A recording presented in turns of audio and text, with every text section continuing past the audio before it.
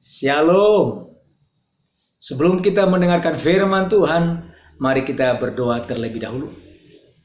Tuhan, terima kasih untuk kesempatan ini di mana Tuhan masih memberikan waktu ini, di mana Tuhan masih berkenan untuk kami boleh ada bersama-sama setiap jemaat Tuhan yang mendengarkan firman Tuhan, setiap jemaat Tuhan yang rindu untuk mendengarkan firman Tuhan. Kami mungkin datang dengan masalah, Engkau penolong kami. Kami mungkin datang dengan segala persoalan, mungkin sakit penyakit yang tak kunjung sembuh. Tuhan, kami percaya Tuhan kami adalah Allah yang besar, Allah yang sanggup melakukan perkara besar bagi kami. Dan kami percaya saat ini, saat kami mendengarkan firman Tuhan, Engkau bekerja. Sembuhkan yang sakit, kuatkan yang lemah, hibur hati mereka yang susah, bahkan berikan pengalaman kepada orang yang putus asa. Terima kasih Roh Kudus, pengurapan-Mu atas kami semuanya, baik hamba-Mu yang menyampaikan, bahkan semua jemaat-Mu yang mendengarkan. Terpuji-pujilah Engkau di surga, di dalam nama Yesus Kristus kami mengucap syukur. Amin. Amin. Puji Tuhan, Bapak Ibu yang Tuhan kasihi, ya semua kita masih memiliki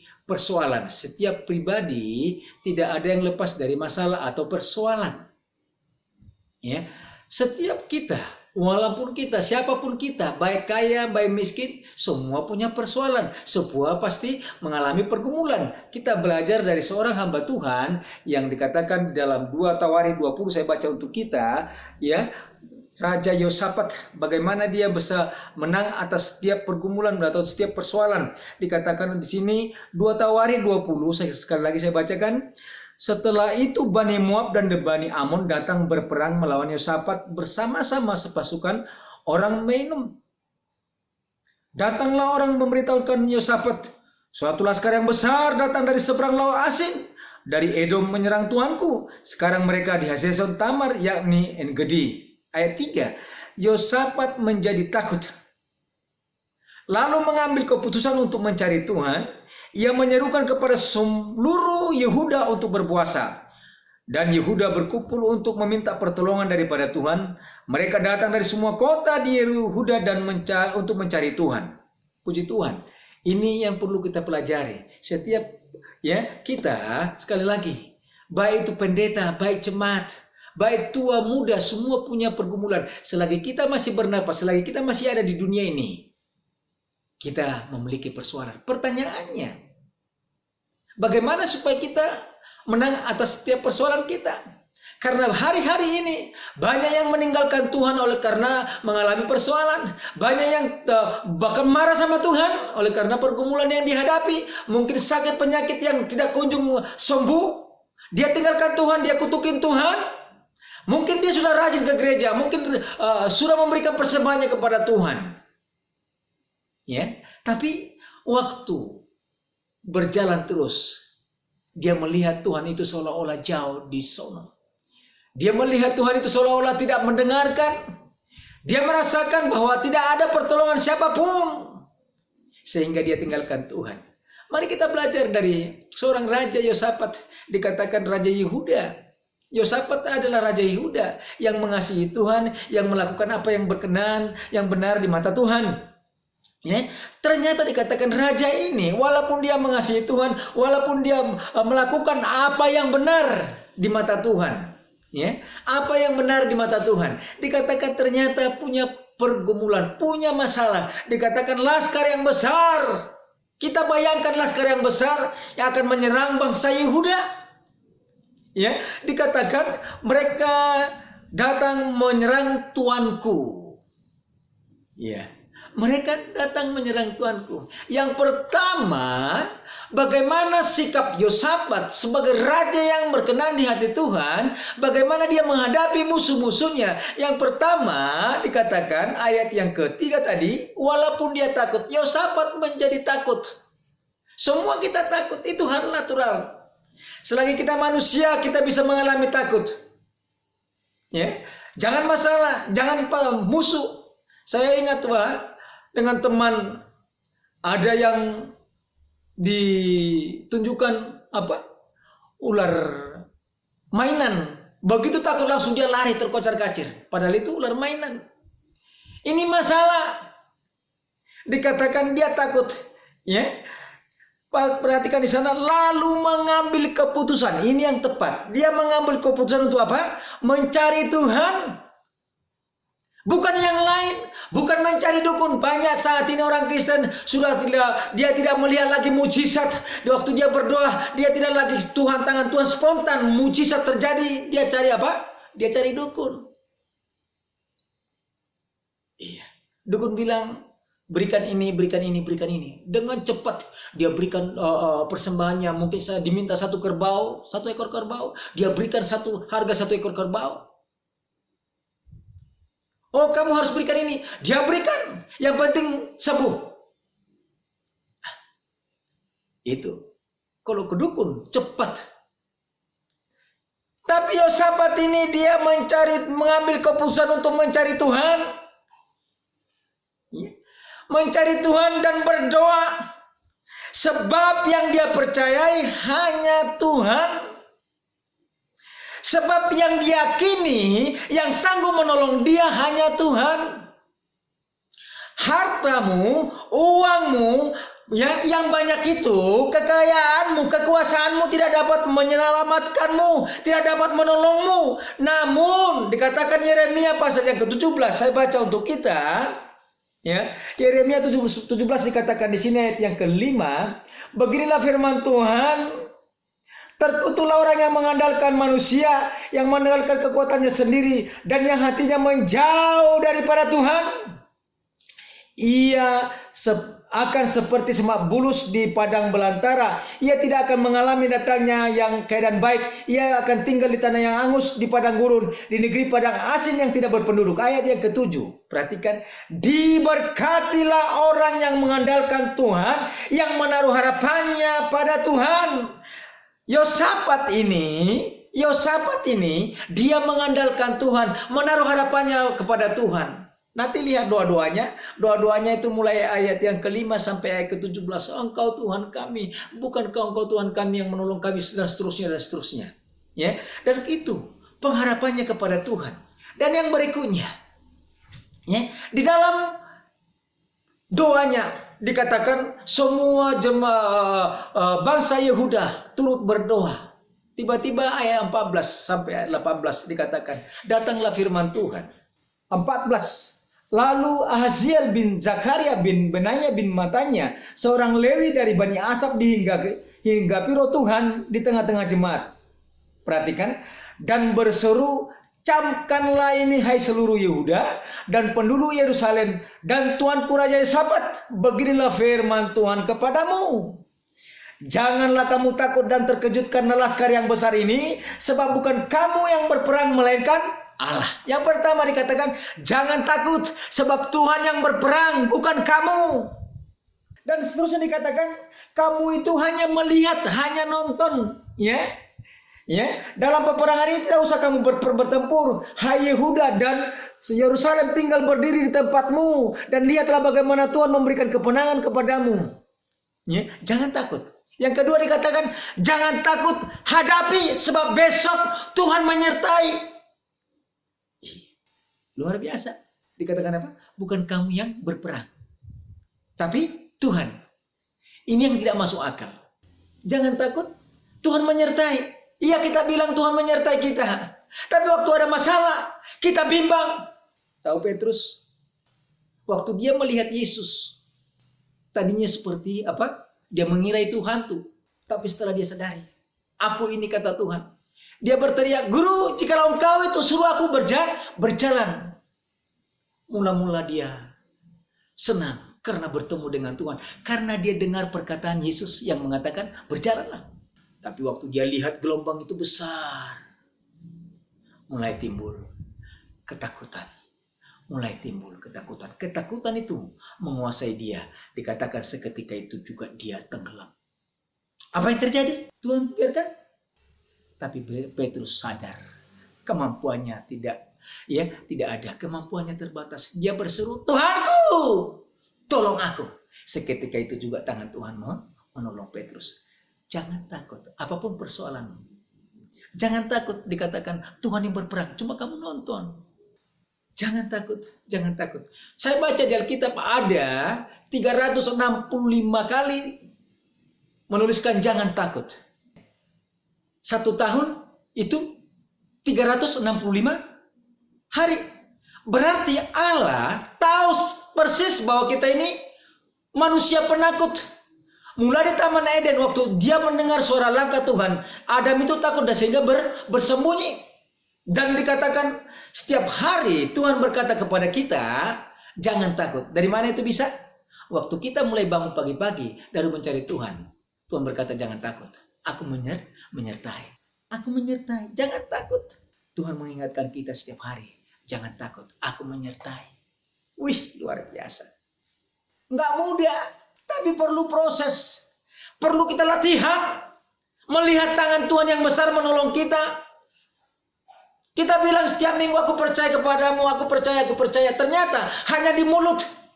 Kepercayaan kita itu selalu diuji. Abraham diuji. Semua kita diuji. Pendeta sebesar apapun diuji. Bukan cuma saudara. Mungkin saudara berkata saat ini, aku saat ini udah nggak ada lagi harapan. Tidak lagi yang dapat menolong saya. Ada berita baik. Ya, jangan takut. Yesus berkata apa? Aku datang untuk memberikan hidup dan hidup dalam berkelimpahan. Itu yang kedua. Yang ketiga, bagaimana kita supaya kita bisa menang atas setiap persoalan? Ayat yang berikutnya dikatakan, ayat yang ke-20. Keesok harinya pagi-pagi mereka maju menuju padang gunung Tekoa. Ketika mereka hendak berangkat, berdirilah Yosafat dan berkata, dengar hai Yehuda dan penduduk Yerusalem, percayalah kepada Tuhan Allahmu dan kamu akan tetap teguh. Percayalah kepada nabi-nabinya dan kamu akan berhasil. Percayalah kepada Tuhan Allahmu, maka kamu akan tetap teguh. Kita kan nggak lihat Tuhan, tapi bisa merasakan Tuhan, bisa merasakan kehadiran Tuhan. Dari mana? Dari pergaulan kita setiap hari. Bagaimana kita bergaul. Percaya kepada nabi-nabinya, artinya hamba-hambanya. Mungkin saat ini banyak juga hamba Tuhan yang susah dipercaya. Tapi percaya dengan apa? Kenapa? Kita percaya kepada nabi-nabinya hamba Tuhan. Perkataannya benar, tapi kelakuannya mungkin banyak yang tidak sesuai, itu ya. Tapi kita nggak ke situ. Tapi kita percaya apa yang dikatakan firman Tuhan melalui mulut nabinya, ya, mulut nabinya. Dan ini yang harus kita mulai belajar. Percaya itu tidak instan. Percaya itu ada proses. Waktu Abraham percayakan firman Tuhan, dikatakan menjadi bangsa yang besar. Langsung bangsa yang besar? Tidak. Menjadi bapak bangsa. Langsung banyak keturunannya? Tidak. Padahal janji Tuhan ada. Berapa puluh tahun? 25 tahun dia menunggu Ishak. Kalau mungkin bapak kita, bapak ibu kita semuanya. Jangan 25 tahun. 25 hari aja. Waduh, udah hampir sebulan nih. Tapi kepercayaan Abraham diuji. Sampai di bawah Tuhan dia melihat langit. Abraham, coba hitung. Artinya ada proses. Ada proses dibawa oleh Tuhan. Prosesnya apa? Ketaatan dan kesetiaan. Sama dengan Nuh. Bangun waktu dia Nuh mendengarkan firman Tuhan. Ya Tuhan, bangun bahteramu. Langsung dia lihat laut mana yang paling dekat. Betul? Oh tidak. Tuhan bilang apa? Membangun bahtera di atas gunung. Masuk akal nggak? Nggak masuk akal. Tapi Nuh taat dan setia. Ayub. Alkitab mencatat Ayub adalah orang yang saleh dan takut akan Tuhan. Janji Tuhan atas kehidupannya. Begitu banyak proses yang dihadapi. Sampai Ayub dikatakan akhir hidupnya. Bukan cuma kata orang, tapi mataku sendiri melihat Tuhan. Proses. Kepercayaan kita itu proses. Prosesnya ada ketaatan dan kesetiaan. Taat melakukan firman Tuhan, setia menanti janjinya. Dan saya percaya Tuhan kita, Tuhan yang luar biasa, ya, yang sanggup menolong kita, yang sanggup melakukan perkara-perkara yang ajaib bagi kita. Dan saya percaya, Yosafat ini belajar percaya kepada Tuhan dan belajar kepada nabi-nabinya.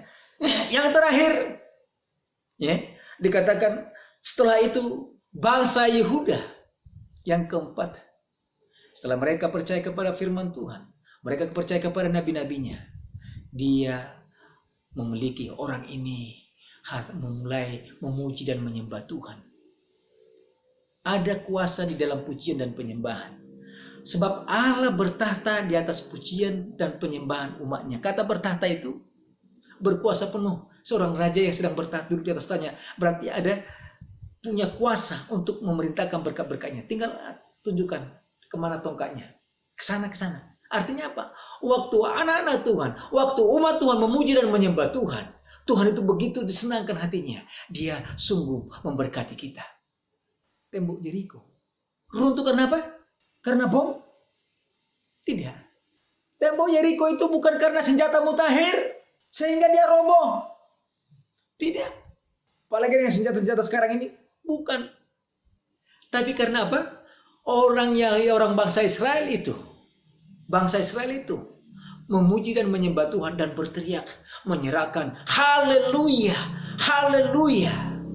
Dikatakan oleh karena sorak-sorai bangsa Israel, tembok Yeriko itu roboh. Itu kan perjanjian baru, Pak. Di perjanjian lama, Paulus dan Silas dipenjara karena Injil. Dikatakan tengah malam, Paulus dan Silas menaikkan pujian dan penyembahan kepada Tuhan. Di Kisah Rasul dikatakan di sana, ketika mereka menaikkan pujian dan penyembahan, datanglah gempa yang dahsyat yang menghancurkan semua sandi-sandi penjara, bahkan pintu-pintu penjara semua terbuka. Perhatikan, sampai kepala penjara itu mau bunuh diri karena melihat sesuatu kegentaran yang terjadi. Oleh karena dua orang ini yang sedang memuji Tuhan, yang sedang menyembah Tuhan. Ketika mereka bersorak-sorai, ada kemenangan. Ketika kita memuji dan menyembah Tuhan, ada kemenangan. Ya, luar biasa. Perhatikan, ini yang saya katakan tadi, ada kemenangan. Lihat kemenangannya. Saya baca untuk kita ayat 23. Lalu Bani Amon, ya, ayat 23. Lalu Bani Amon dan Moab berdiri menentang penduduk pegunung Seir, hendak menumpas dan memusnahkan mereka. Segera sesudah mereka membinasakan penduduk Seir, mereka saling membunuh. Perhatikan, bangsa lain, musuh Israel ini, musuh Yehuda ini, ya, saling membunuh. Ya, dikatakan ayat 24, ketika orang Yehuda tiba di tempat peninjauan, ya kan dikatakan tadi, kamu hanya memandang saja, kamu hanya menyaksikan. Ya, di padang gurun mereka menengok ke tempat laskar itu, tampaklah semua telah menjadi apa? Telah menjadi bangkai berhantaran di tanah, tidak ada yang luput. Pedang Israel, Yehuda?